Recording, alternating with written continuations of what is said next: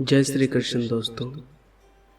हम सभी जानते हैं भगवान श्री कृष्ण ने माखन चोरी की लीला की है, लेकिन भगवान ने ये लीला गोकुल में की है। भगवान श्री कृष्ण माखन चोरी के लिए स्पेशल गोकुल में ही अवतरित हुए हैं, क्योंकि गोकुल में ही ये माखन चोरी की लीला होती है। मैंने कई बार लोगों को कहते हुए सुना है कि भगवान कृष्ण तो चोर है, उन्होंने चोरी की, उन्होंने माखन चुराया।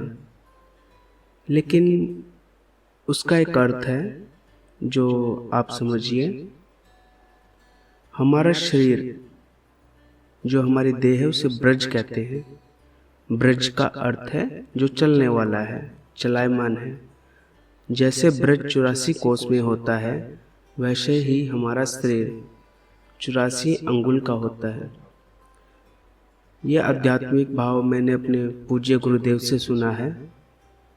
वो कहते हैं अगर कोई भी व्यक्ति अपनी देह को अपने अंगूठे से नापे तो वो 84 अंगुल का ही होगा।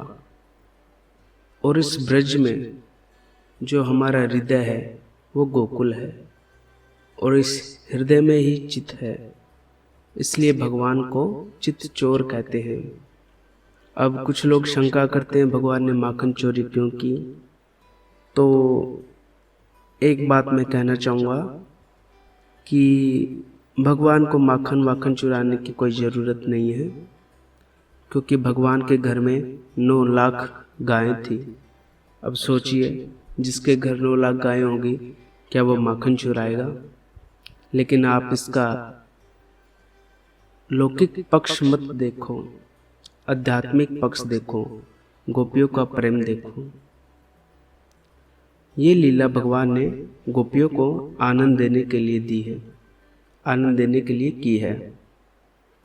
एक बार की बात है, भगवान बालकृष्ण माँ यशोदा की गोद में बैठकर माखन खा रहे थे। तो गोपी आपस में कहती थी, अरे सखी, क्या कन्हैया कभी हमारे घर भी माखन खाएंगे?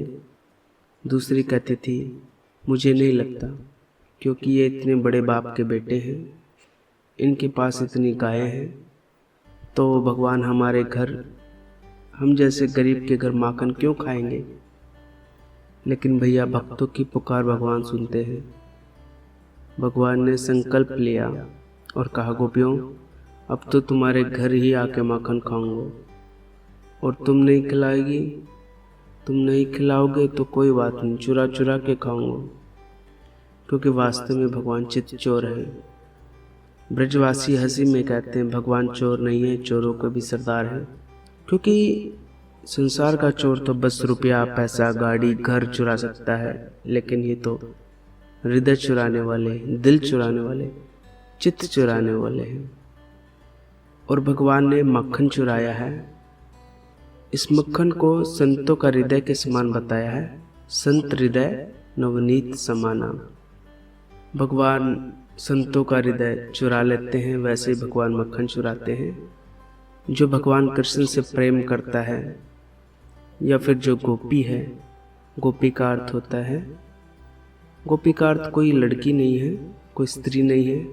गोपी का अर्थ है अपनी इंद्रियों से भगवान श्री कृष्ण का कथामृत का, रूप का रसपान करना, वो गोपी है, चाहे वो कोई भी है।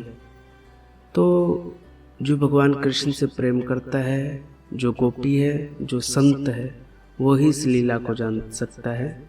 बोलिए माखन चोर भगवान की जय।